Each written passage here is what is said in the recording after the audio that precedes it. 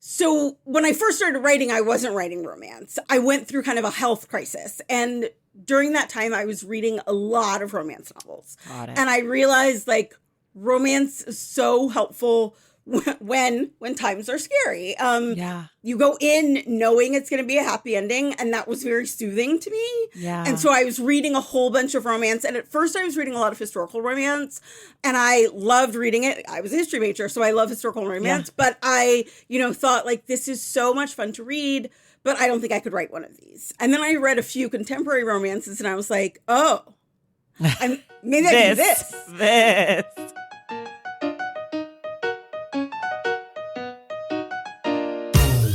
Welcome to The Stacks, a podcast about books and the people who read them. I'm your host, Tracy Thomas, and today we are joined by Jasmine Guillory. She is the New York Times bestselling author of 9 novels, including The Wedding Date, The Proposal, and her latest, Flirting Lessons. Today we chat about the art of the romance novel, how she went from being a high-powered attorney into writing romance novels, and some of the books that have excited her and brought her comfort over the years. Our book club pick for February is Indigo by Beverly Jenkins.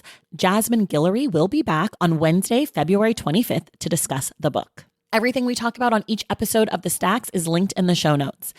If you like this podcast, if you want more bookish content, if you want a readerly community, please consider supporting my work and getting a whole bunch of perks for yourself by joining the Stacks Pack at patreon.com/thestacks and subscribing to my newsletter, Unstacked, at tracythomas.substack.com.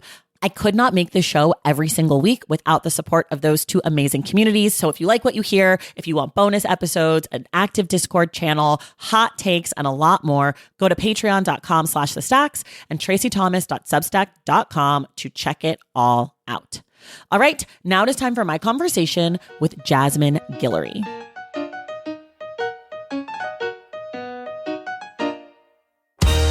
All right, everybody. It is February, which is a month known for many things. One of them is Black History Month. Another is Valentine's Day. And while I normally never celebrate these holidays on the podcast, this year we're doing it. I am joined today by one of the most beloved, best-selling, fantastic romance writers out. Her name is Jasmine Guillory. Jasmine, welcome to The Stacks. Thrilled to be here. Thank you so much for having me. I'm so happy to have you. We share a few biographical details that I'm going to tell folks about. Yeah. First and foremost, we are both from Oakland, California. We are. And we went to the same high school. We did. Amazing. We did. Years apart. But yeah. But like, go Dragons. Yes, exactly. And I know your sister because she was my grade at O'Dowd. So those are our biographical details. Everything else, we're a little further apart. Yeah, but we're going to get there. Yeah. Okay. Where I want to start, where I always like to start with folks, is like, can you just tell us a little bit about yourself? Obviously, you're from Oakland. You went to O'Dowd. But what's your story with books? Were you a reader? What were you raised in relationship to books? Just sort of a little backstory. Yeah, I was a huge reader. I have been a huge reader my whole life. My parents were both in graduate school when I was little. And so I was an only child for a while. So I spent a lot of time accompanying them to school and was like the little kid in the library in the corner with books. I learned to read when I was like 3 years old, which apparently infuriated some members of my family because they would read to me, and which I would want them to read to me, and then I would correct them and be like, no, you got that wrong. That's not what the book says. And so I came to writing relatively late in life, but I have been a huge reader my whole life and have always loved books. My family would always tease me because I would always have books at any, like I was an only child, but I had a lot of cousins. And so my big cousins would always be like, oh, there's Jasmine with her book. But yes, and my parents both loved to read too. I was always like my mom and I realized later that my mom was like checking up on the books that I was reading, but did not know that when I was a kid. We would just like read the same books, and I thought it was so fun. We had our own little book club. And so we were always reading books, and she was reading. And so yeah, I've always loved books my whole life. That is so cute. Do you remember what books your parents were reading when you were a kid? I mean, except for, so this is the other thing. Everyone in my family, except for me, is a psychologist. Okay. And so, except for like my dad was doing his dissertation when I was little. So I do remember a bunch of those books around, but I don't remember any. Oh, actually I do. I remember my mom reading some Toni Morrison. Like I remember that, but, cause I just remember the titles and being like, huh, that's weird. Yeah. But, and she read a lot of cookbooks and like cooking magazines, and so that's also how I like loved cooking as a little kid. I would cook with her and stuff, but mostly I just remember like all of the books that I had and was reading and the books she got me. Okay. I love that she was reading what you were reading to check up on you, and you thought it was a book club. That's amazing. Yeah. That's I was amazing. like, my mom likes the same books as me. This is great.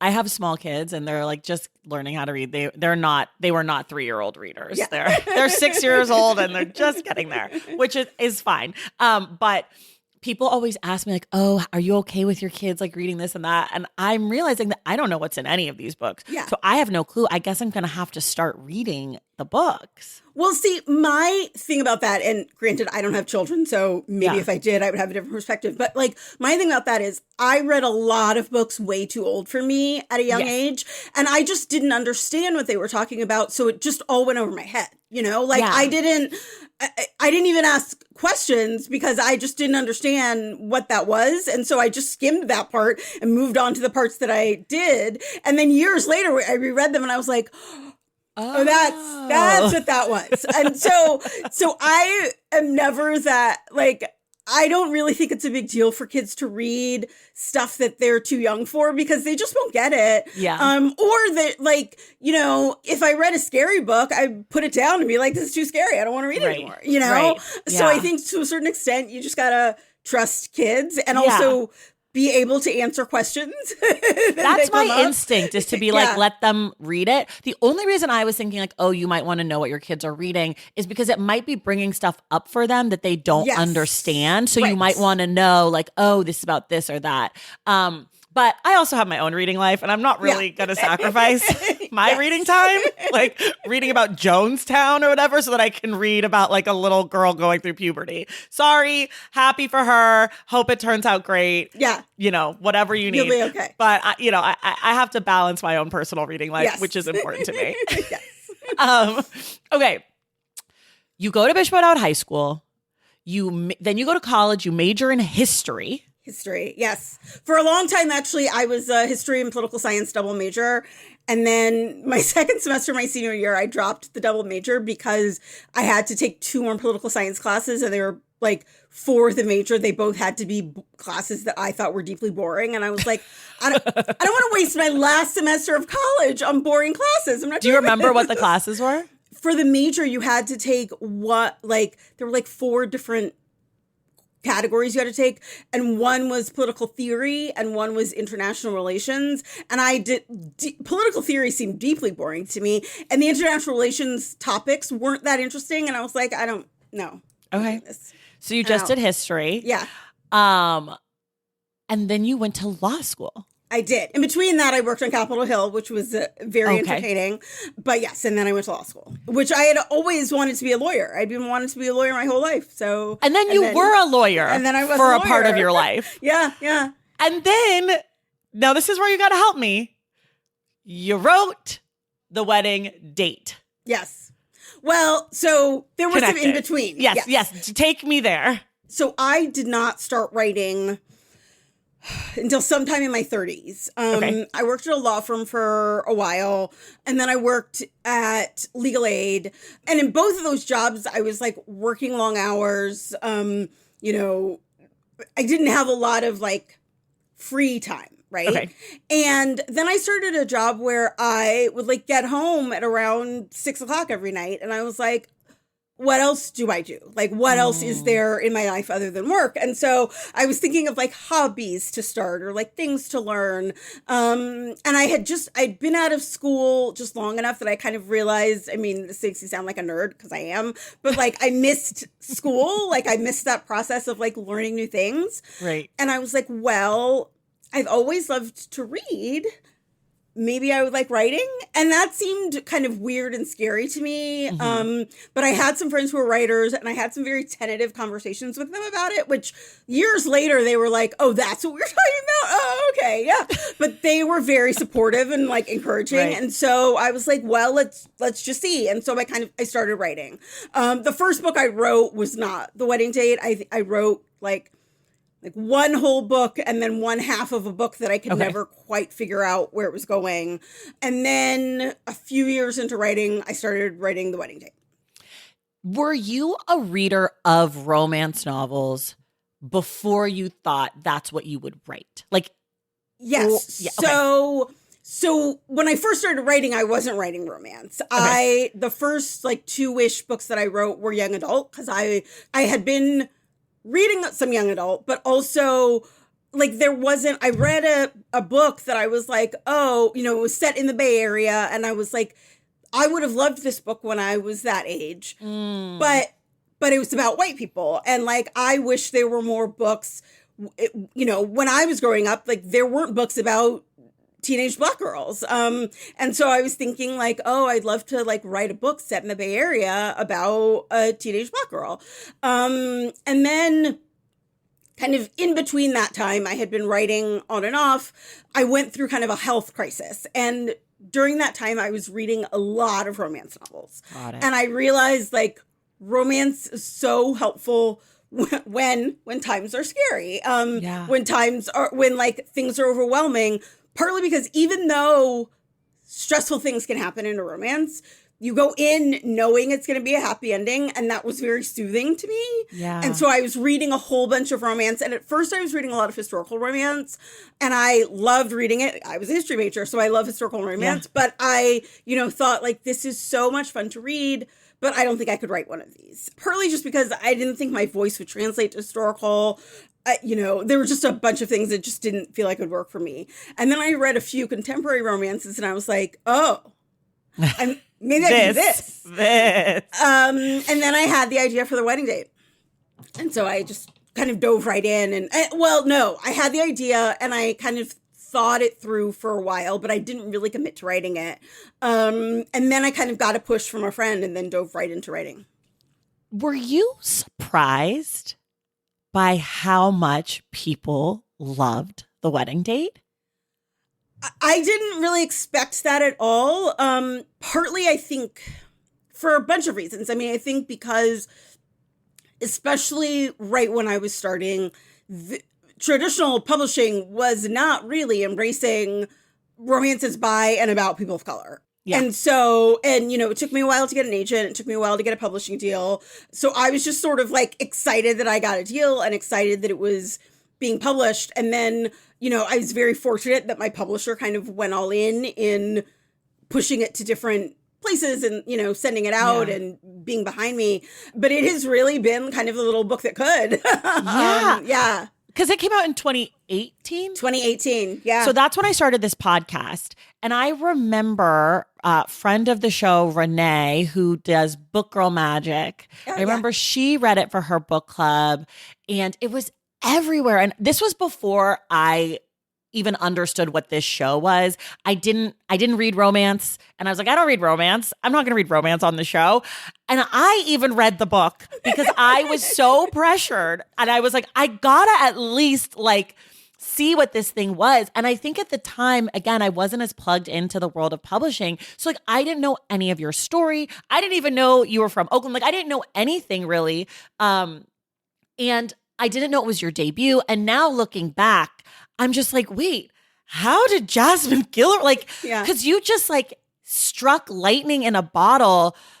Not that the book is not good, but like, it was like this moment that just captured people in a way that when I look back on it, knowing what I know now feels like, and I'm sure knowing what you know now feels like really surprising for a Black woman author, for a romance novel, even for the political moment. Like, I don't know. So I don't know if you can speak to any of that at all. Yeah, I mean, this is the thing, right? As you said, it was my debut. I didn't really know anything. Yeah, right? I mean, it was like both of our debut eras. Like I did, but I didn't. Like, publishing is just, I've described it to like now debut authors as like learning a whole new language. Yeah. You know, I remember being in meetings like the fall before it came out with like my publishing team when they were talking about things, and I did not understand a single thing that was going on. Yeah. And was just like writing things down, and then afterwards saying to my agent, like, that sounded good. Like, you know, because you don't really know. I mean, because they're speaking English, but it is not the English that I understand. Right. It's so jargony. Right. It's all about jargon, and it's all like it's you know, talking about things that I didn't know what the level of like, was this sounds good from the way they talk, but who knows if that is actually good. I mean, I think it also helped that I was a little older, right? And so I was used to like public speaking or like talking to people or doing interviews. Like I wasn't scared about any of that. And that helped because they kind of weren't scared to like connect me. People will put me out there. And I was like, sure, fine. But yeah, I mean, also it just sort of like a lot of little things happened and it just kind of snowballed in a really lovely way. Yeah. You mentioned before that romance is really good for people when they're going through a hard time. Have you noticed a change in your relationship and your readership over the last 8 years, like since the book has come out, given the changing political climate and sort of the ways that things have, especially recently, felt more escalated? Have you felt that, like on the ground, dealing with readers who often are reading romance for enjoyment and escape? Yeah, I mean, the number of people that I've met in the past like few years who have said to me, I started reading your book during the pandemic and then I read them all. Like, I think that a lot of people came in during the pandemic. You know, people have said that exact phrase to me so many times. Like, I started reading your books during the pandemic and it really got me through the hard times. And I was like, yeah, like there are books that got me through hard times in the pandemic, you know? And so like, I feel grateful, but also so honored that I could help other people through that time because it was, you know, it was terrible. And also this is a very hard time. And so I think like I just finished watching Heated Rivalry last night. Okay. It's a delightful show. I loved it. And I also think that part of the reason that people are so attached to it, it has come out at exactly the right moment that people need that like uplift in a really hard time. I think that's right. I think that it's like this thing that is a fun distraction and like something you can indulge in when it feels like there's so little that is worthy of indulging in right now and so little time to do it. What were the books you remember being comforting to you during the pandemic? So I read a lot of mystery novels. Okay. And I started reading, so also in probably like the end of March 2020, two of my closest friends from college and I started doing weekly FaceTime calls. Okay. Because none of us live close to each other. And which we had never done before, and now we still do. Though they're no longer weekly because we leave our houses sometimes. It's a little harder to schedule. Yeah. But we started like not quite a little book club, but we started like all talking about books all the time because we all like to read. And one person told us about this series of mystery novels set in England by Ellie Griffiths. They're about this anthropologist who is a professor who like solves a bunch of murders. And we read that whole series during the pandemic. And those books, I think, there's 13 of them. Oh my gosh. 13 or 14, but the most recent one just came out last year. So they didn't all, but there were a bunch that had already been published and then a few came out during the pandemic and we were like, yes, let's talk about all of these. And so those books like really got me through. Yeah. I love that. Okay. I have this sort of burning question. This might be a small sample size, but you, friend of the show, Tia Williams, past guest, and I'll say friend, but not really, Stacey Abrams, high-powered Black women, lawyers, politicians, some both. I mean, Tia was like running journalism, beauty journalism. Right. All three of you write romance novels. What do you think it is that, and I don't think it's just you three. I think there's probably more. You're just the three that I know. But what do you think is going on here?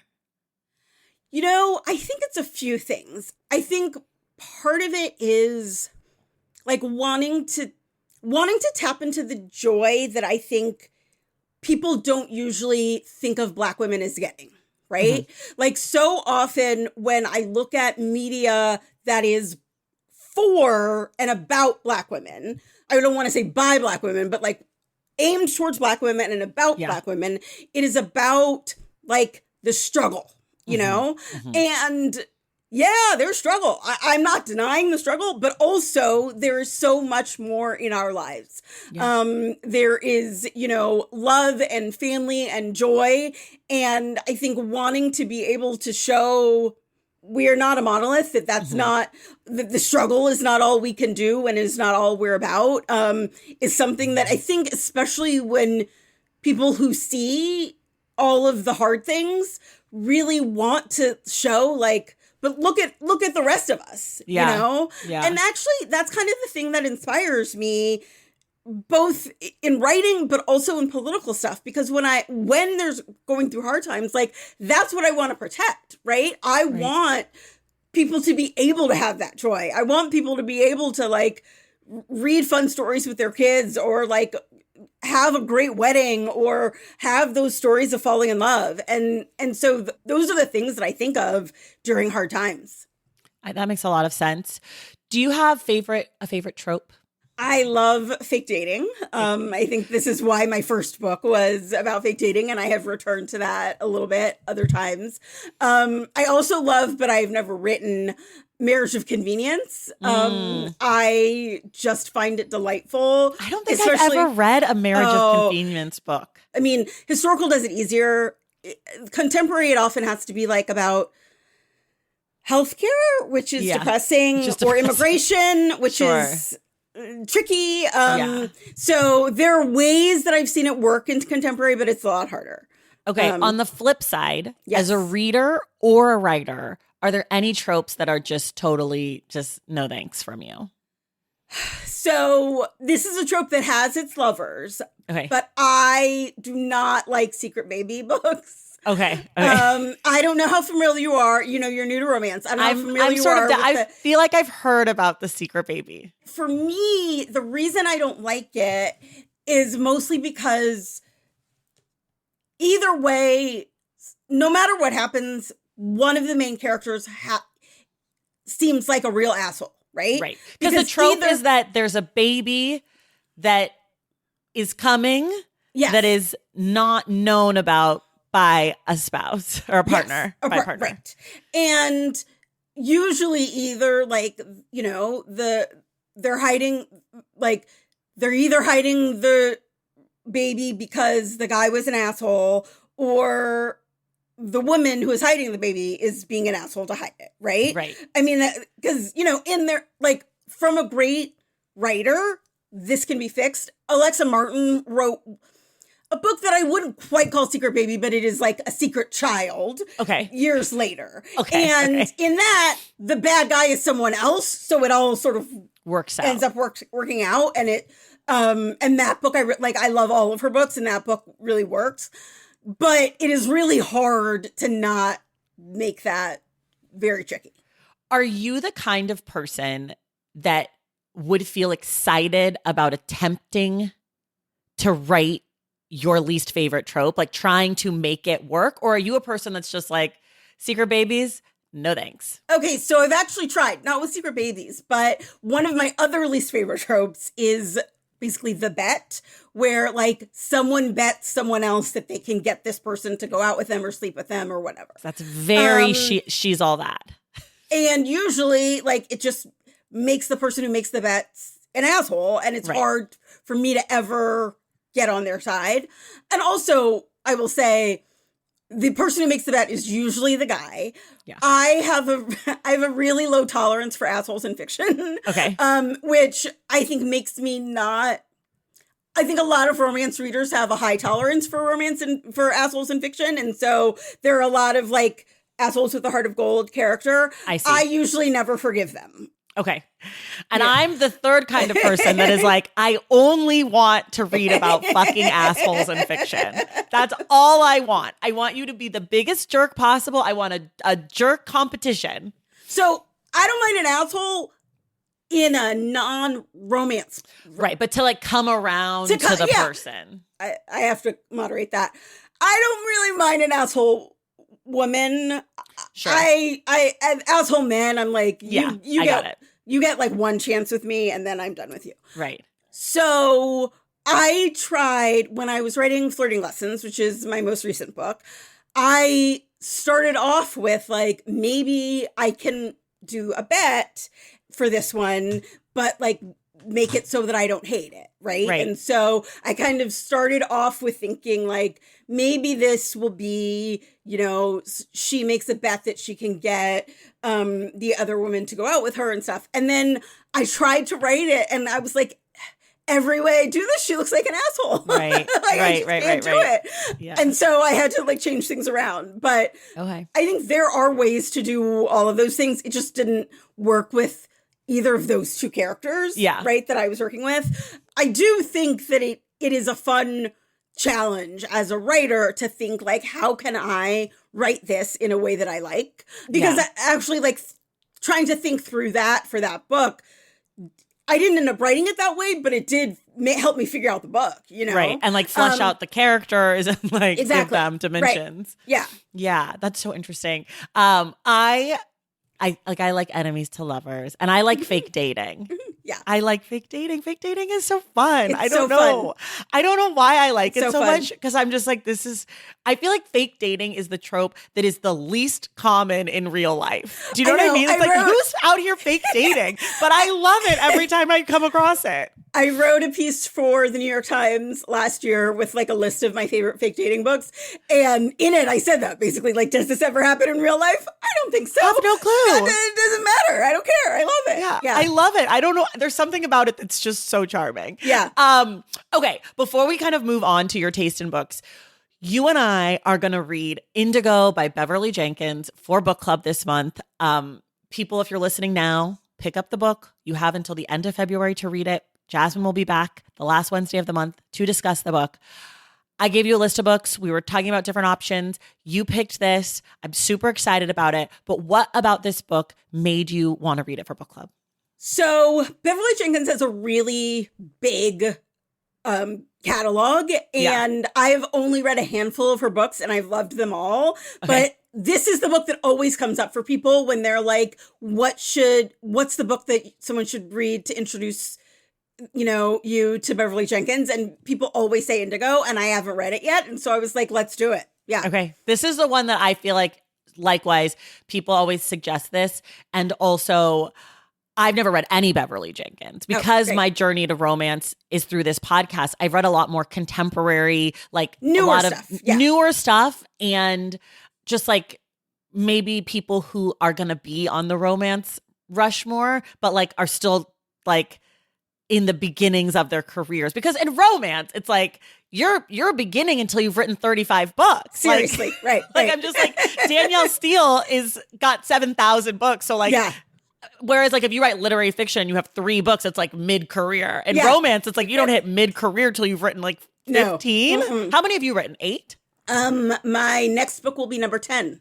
Oh my gosh. So Flirting Lessons was you're hitting. I'm hitting mid-career. You're getting into the like mid-career, barely with almost 10 books. Okay, we're going to take a quick break and we'll be right back. Valentine's Day is upon us and I've got love on the brain. Love for books. Duh, of course. Hello. Did you forget what podcast you're listening to? I love bringing you all great reads, exclusive author interviews, and behind the scenes book gossip. But I can only do that with your support over on Patreon and Substack. Our Stacks Patreon community, also known as the Stacks Pack, is where you can go for book club meetups, a private, very active Discord, and a year-long mega reading challenge to help you achieve all your reading goals. Plus, you also get that monthly bonus episode. Now, over on the Substack, you can subscribe to my newsletter, Unstacked, where I keep the book conversations going. I also give you a healthy dose of sports and pop culture, definitely some hot takes happening over there. And again, that bonus episode. If you don't have a few dollars to spare, don't worry. There are free options on the Substack and the Patreon to get you a little extra stacks magic. Making this podcast is a total team effort, and by supporting my Patreon and my Substack, you allow me to support my amazing team that makes the show possible every single week. So if you or your friends are looking to meet other book lovers and support this indie podcast, come hang out with me on Patreon, Substack, or both. I would love to have you. And since we're talking about love, you can gift subscriptions to the Patreon and the Substack for that special reader in your life.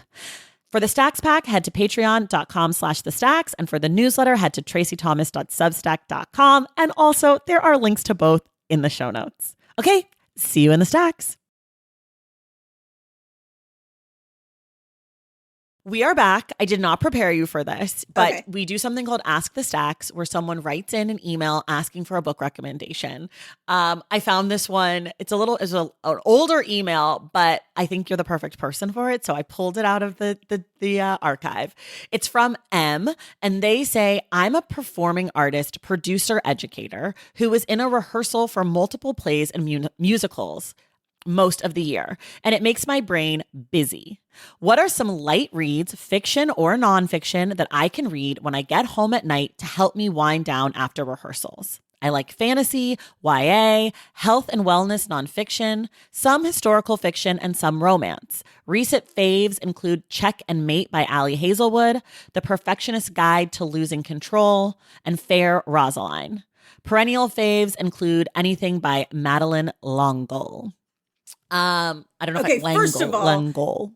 That really is a great question for me because she is also a perennial fave of mine. Okay. How do I say it? L'Engle? I say it L'Engle, but I don't know if that's correct. I was going to go L'Engle, but I don't know. So I can go first because I was prepared if you want to take a second to think and come up with titles. You can do 1 to 3. I'm going to do 3. So my first one is, I'm going to do romance first because, we're doing romance this month. Big Fan by Alexandra Romanoff. It is the first book out of 831 Stories, which is a newer indie romance press. They print like little teeny tiny cutie patootie novellas. And this one is about a woman who works in politics, who kind of has a scandal in her marriage, gets a divorce or breaks up with her husband, and ends up dating the lead singer of a boy band that she loved as a kid. And so it's kind of, it's a celebrity normie book. Celebrity, I think they call it celebrity normal person, but that sounds insane. So I like to call it a celeb normie. I like that better. I do. Yeah, celebrity normal person. It's the person. It's just it's chunky. Yeah. Anyways, it's a really cute book. I liked it a ton, which is saying a lot because I do, I'm new to the genre. My next one is sort of a YA romance historical adaptation told anew. It's one of my faves, Anna K by Jenny Lee, which is the YA retelling of Anna Karenina set in New York City, rich kid gossip girl circles. It's a total blast. This was one of my pandemic comfort reads. I picked it up right when lockdown started and I devoured it. It's so much fun. And then my last one is a nonfiction pick that is not exactly what you asked for, but I think you might like it. It's called Fight of the Century by Eilert, and it's edited by Eilert Waldman and Michael Chabon. And it's about the 100 years of ACLU backed Supreme Court decisions. And it's an anthology. So it has different essays from different writers.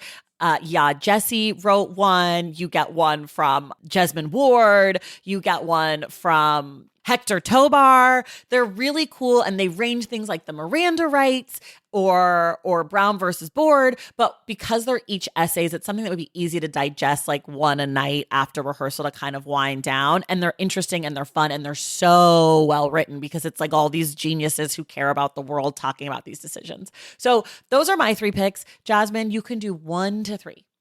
All right. I recommend Amy Spalding's romance novels. The most The one that's about to come out, actually, I think is perfect for this person. Okay. It's the fourth in her Out in Hollywood series. And the one that's about to come out is called In Her Spotlight. And it is about a director and the star of her play. But the star is like a big hot movie star. Okay. But they like had a relationship years before. And so I think it'll be perfect for this person. I recommend the other 3 books in the series as well. But In Her Spotlight comes out in a few weeks, in the middle of February. Yeah. So she can start with the other books in the series if she wants to, but that is also a perfect like one for her. The next one that I want to recommend is a fantasy romance little hybrid, and it's called A Very Secret Society of Irregular Witches. It is delightful. It is charming.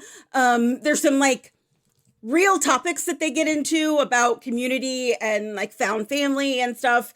But I just loved everything about this book, so much so that like when I got an email asking me to blurb the second book, I replied in all caps, like send this to me immediately. And I know, yes, like, yes, I wanted this book. Thank God someone thought of me. And I loved the second one too. So I recommend them both, but start with The Witch's Guide to Magical Innkeeping The Very Secret Society of Irregular Witches. A Witch's Guide to Magical Innkeeping is the second one. Okay. And then my nonfiction pick is going a little off track of both of these, but it is a nonfiction book that I recommend to so many people because it just pulled me in right away and it just tells a really good story. It's called Boomtown. It is about Oklahoma City. Yes. And it's like Oklahoma City and Oklahoma City basketball team, neither of which are topics that I particularly cared about before reading this book. And it just pulls you right in. Like, I was so absorbed by the book. You don't have to know anything about either thing to really get into the book. And I feel like it's kind of the perfect, nonfiction story to like make you forget about anything else going on, because I read it a few years ago and I'm still totally talking about it. I love that. That's such a good pick. Okay.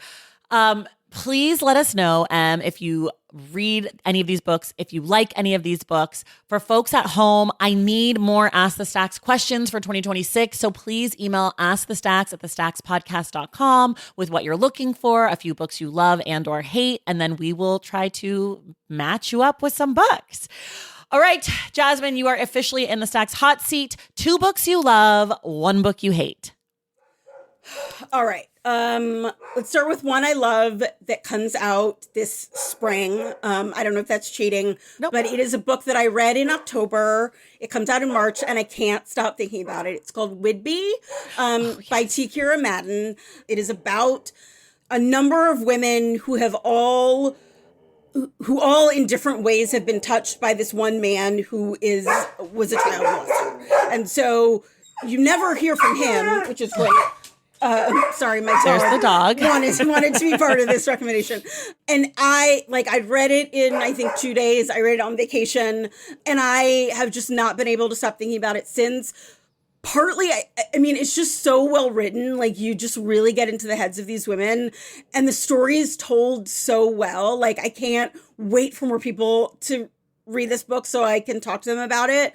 And there's so many things that have come up since then, like small things or big things because it's really about like sort of the way we treat women in the world, the way we treat victims, what the court system does to people. And it is just wonderful. And I can't stop thinking about it. Oh my God. It's high on my list. I'm super excited to read it. Yeah. So I'm glad to know that you love it. Another love, or do you want to do your hate? Do you want to sandwich the hate into loves? Do you want to just do 2 loves and then rip the Band-Aid off? I'll go with the hate. Okay. I'll go with my hate, which many people are shocked and horrified by this, but I've always hated The Great Gatsby. Oh, okay. Yes, blah, blah, blah, the green light, whatever. Nothing about it does anything for me. Okay. I read that book with just blank face, blank eyes, and I've read it so many times. That's so funny. I read The Great Gatsby at O'Dowd. I want to say in Mr. Medalia's film and TV. Remember that class? I did not take that class. But do you remember it? Yeah, it was like lit to film or lit to screen or something like that. Yeah.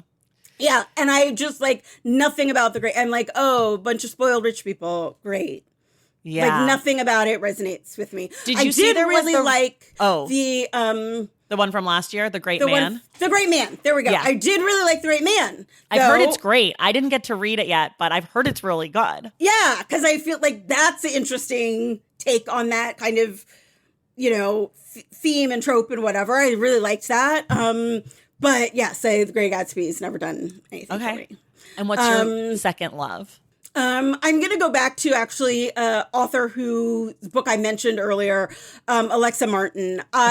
She has a series of football books. Intercepted was the first one, and I just love it so much. Okay. One of the things that really gets to me in books is kind of like stories about female friendship and like women kind of banding together, which I think romance novels often do very well.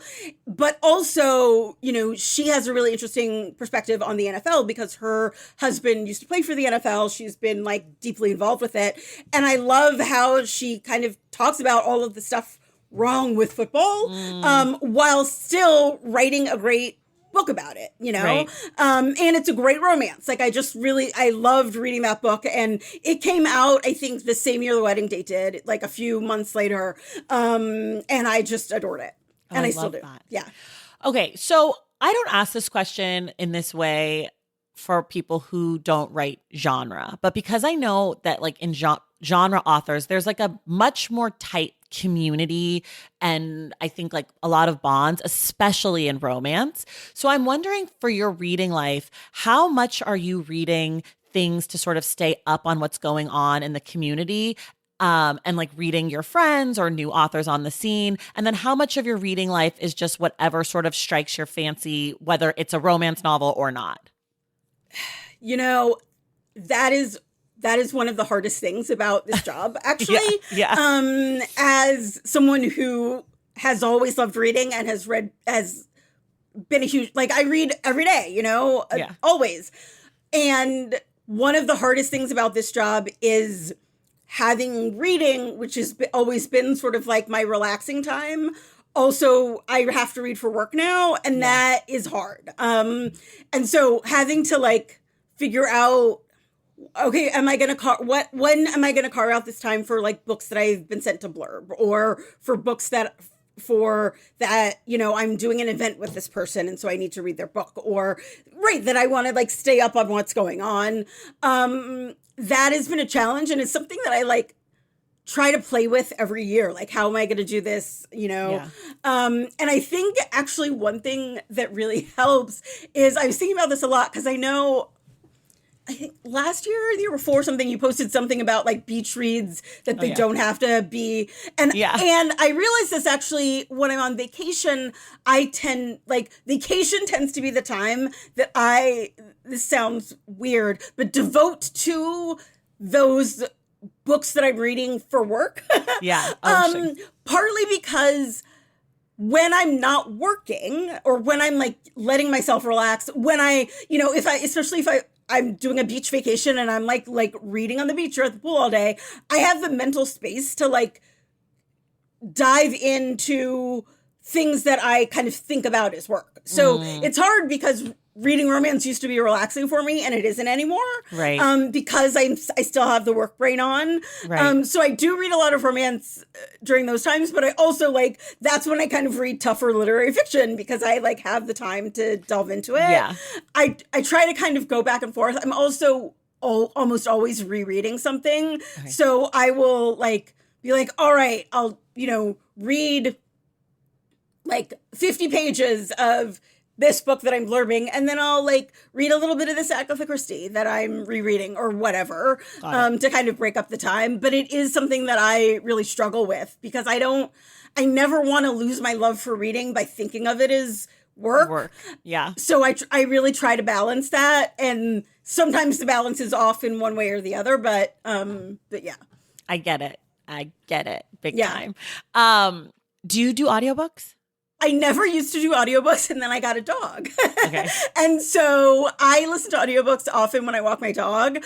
But for me, what I have found is nonfiction works much better for me in audio. Same. I try to listen to fiction, and it doesn't really work for me as well. But nonfiction, I love in audio, especially like memoirs. I love memoirs in audio. The only kind of fiction that works for me on audio is extremely voicey first person books, because that is almost like memoir, where it's like, and then I went to the store and I can't believe he said this to me, and then I stabbed his wife or whatever. Like, I'm like, great, I can go with this. I can follow this very linear story. But if there's like different perspectives or like a distant narrator, I can't do it. The only book that worked for me really in audio and in fiction was Yellowface. Yeah. Because it is exactly that. Yeah. Right? And the narrator was very like she grabbed me. And so that really worked. Yeah. But like memoir, I listen to a lot of memoirs while walking the dog. So that's lovely. And also I feel like I'm a really fast reader. Okay. So in fiction, and I, walk my dog a few times a day, but like that's a lot slower than I can usually read. So I just get too impatient and just like want to read the book.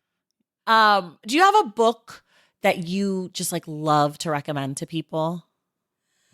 It depends on the person. I definitely like asking a lot of questions. I recommend The Warmth of Other Suns a lot. Yes. Because that is such a good book. And it really it taught me so much about, like, as a history major, I love just learning all of the things that I never really learned in school. But also it just taught me like about myself, right? Like I grew up in Oakland. Both sides of my family were originally from Louisiana and came to Oakland. Same. Which yes, of course, same. Because like you're a Black person from Oakland. Exactly. But like growing up, I knew that, but I didn't know why. Like I didn't really even think about it when you're a kid. Like, oh yeah, okay, all the Black people I know are Catholic and from Louisiana, who live in Oakland. And that book explained why to me. Like, oh, okay, they came to work on the shipyards like my grandfather. Oh, right. Obviously. Yeah. I had the same exact experience. It's one of the things, like, whenever people hear like Marshawn Lynch or like Ryan Coogler talk and they're like, why do they have Southern accents? I'm like, well, let me tell you, Elizabeth Wilkerson has some explaining for you. Yeah. No, I mean, the first time I ever went to New Orleans, just like, it was like, first of all, the first time I ever went to New Orleans, I'm checking into a hotel. I say my name and then I start to spell it like I always do because people always say my name wrong. And the woman stopped me and she was like, we know how to spell Guillory here. And I was like, oh, yeah. Of course you do. Of course you do. But then I look around and like, oh, everybody here looks like me. Like those older women look like my aunts. Like those could be my aunts over there, that kind of thing. So I mean, that is one book that I definitely recommend to a lot of people. How do you organize your books? Very poorly. I mean, that sigh. I always kind of start with like kind of not by genre, but by like category. So like I have a lot of children's books, cookbooks, nonfiction, fiction. But then I also have like, there's a big bookshelf like in my living room that is basically books that I have been sent. And so there's just like stacks of them.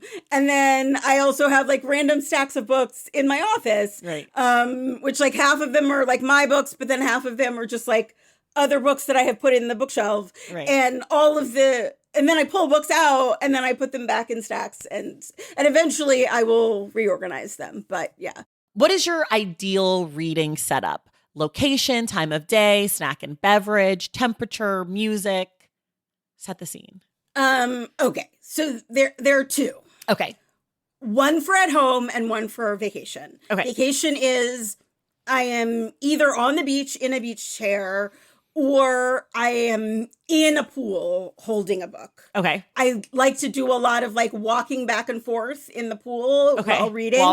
But I also enjoy like being on a beach chair. The water is right there. And then I have a book and I can take breaks and like get in the water. Okay. Yes. Beverage is like, something fruity and delicious. Some sort of like salty snack. Yes. Like chips and guacamole is perfect, that kind of thing. At home, I do the vast majority of my reading in the bathtub. Okay. Snacks and beverages in the bathtub? I usually have a water bottle, but usually not snacks. Yeah. Just water for me in the bathtub. Yeah. Yeah. Yeah. Sometimes I like to read in the tea, bath too. but yeah, Reading in the bath is the best. it's the best. Do you ever do Kindle or e-reader? I do a lot of books on Kindle. Yeah. I do too, especially e-reader. in the bath because I like to have the lights out. Yes. And I don't like using my reading light in the bathtub.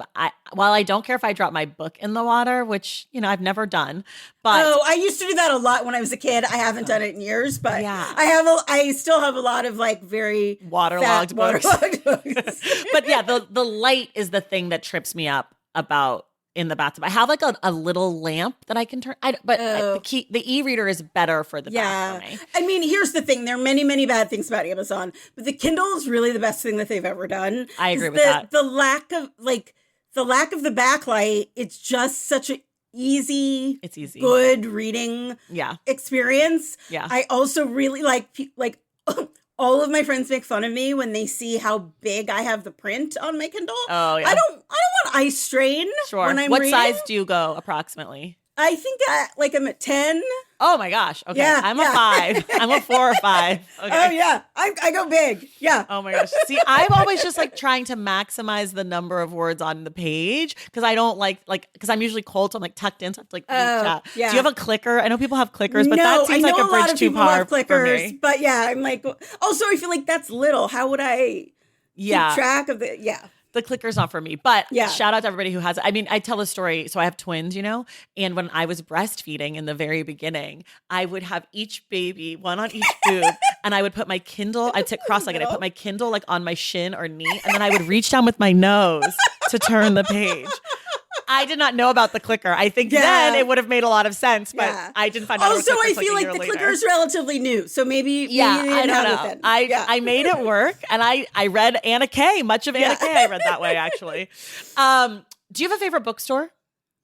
I go to my favorite local bookstore is East Bay Booksellers here in Oakland, which a little over a year ago had a very tragic fire, but they have reopened into a new location, which is great. And I have been going there for a very long time. And they've been like super supportive of me, and the staff who work there are all so great.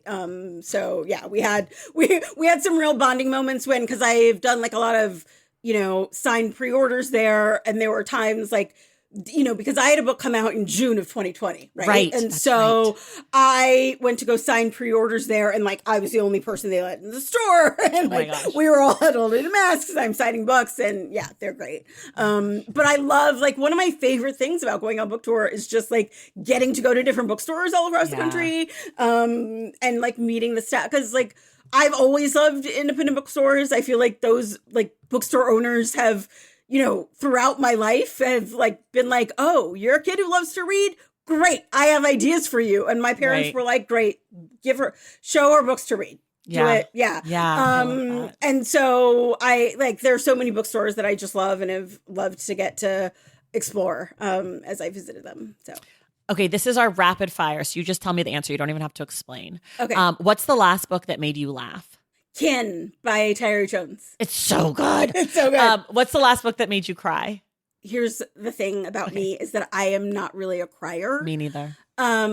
So unfortunately, I feel like the last book that made me cry was one of my books while I was working on it. Okay, that's fair. That's fair. Okay, what's the last book that made you angry? Also Kin by Tyree Jones. Okay. I'm in the midst of reading it right now. Good. Oh my gosh. It comes out at the end of February. So people listening, you're almost there. You're almost there. It's like 20 more days and it'll be here. What's the last book where you felt like you learned a lot? I guess I'm thinking nonfiction with this, but I'll go back to fiction on this one. I feel like Whitby, which I already talked about earlier. Yeah. Okay. Is there a book that you're like, maybe not deeply, but sort of embarrassed that you've never read before? Probably quite a few. But weirdly, Twilight, I've never read. I've never read it either. I feel like it's a book that like everybody in romance has read, and people talk about it all the time. And I'm like, I mean, I know who Edward and Jacob are, but I have no. I get it. Is there a book that you wish more people knew about? The Yellow House by Sarah M. Broom. Have you read that? I started it. I never finished it. So I really loved it. It's memoir, like reported memoir-ish. But it's about her family, but also her experience in Hurricane Katrina. And I just loved it so much. I mean, I think partly because there were a lot of sort of small parallels with my life that I saw in it, but also I just like loved the reading experience of it. Yeah. I feel like you'll have an answer for this because you're a romance reader. And so what is your problematic favorite book? So Devil in Winter by Lisa Kleypas. Okay. I don't know if I say her last name right. I love that book so much. Okay. It is part of a series. Okay. It's the second in the series. In the first book of the series, the hero of Devil in Winter kind of threatened to rape someone. Okay. Not great. And definitely kidnapped her. Okay. Definitely not good. Not great. But I love him in this book so much. And like, it's funny because I talked about like the like FaceTime call I have with two of my best friends. Two of us had read this book and loved it, and have loved it for years. And then the other one like started the series and like read the first one and then read the second one. And then it was like, you guys, how do you like this book? Because didn't he? And we were like, well, yeah, but it's fine. It's fiction. It's fine. Yeah. So I get it. Okay, just two more questions for me. One is, if you were a high school teacher, what is the book you would assign to your students? Okay. The Girls Who Grew Big, by another daughter of Oakland. I really love that book, and I love the way it talks about teenage girls. And like, I feel like in so many of it's a book about teenage moms. And I think in so many of the media about teenage girls, it's looking down on them. And I feel like this book treats them as equals in a way that society usually does not. I love that. We love Layla here. Yeah. Okay, last one. If you could require the current president of the United States to read one book, what would you want it to be? Like, I don't know, Green Eggs and Ham. I mean, I feel like the only thing that would get through the only thing that, first of all, he's cognitively able to understand is like a children's book, which is that's not an insult to children's books in the least. Yeah. I think picture books are incredible. So I feel like, maybe a great picture book would be able to get through to him in some way. I'm like the number one Green Eggs and Ham stan. I think that book is perfect. I'm like, it's written in iambic pentameter. It's like perfect. It's a perfect example of like changing your mind. Like I read all the time to my kids, and before I get to the end, or when I get to the end, I'm always like, do you see what happened? He thought he didn't like this thing. And then he tried it. Try it. You will see. You know, I'm just, I love it so much. Same. I mean, it's always been one of my favorite books. I feel like it's like a perfect book. Maybe it'll work. I mean, I also think more people should be open to the possibility of changing their minds. Like, I think that too many people think changing your mind is weakness, and it's the opposite. It's like you learn new things and you change your mind. Right. And that's saying that you're smart because you learned and you changed your mind. Yeah.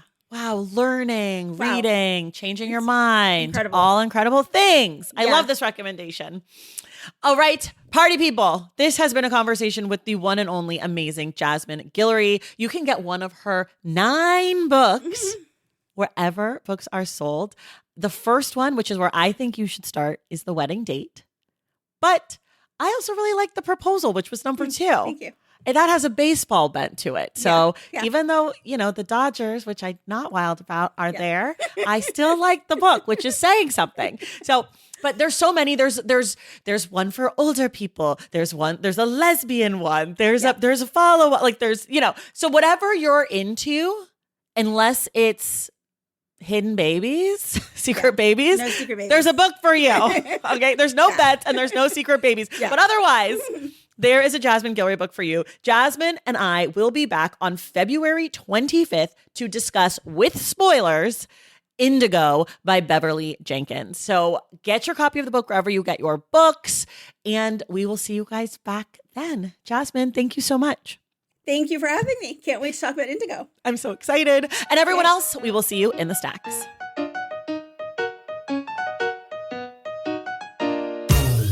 All right, y'all, thank you so much for listening. And thank you again to Jasmine Guillory for joining the show. Special shout out to Disha Filia for making this episode possible.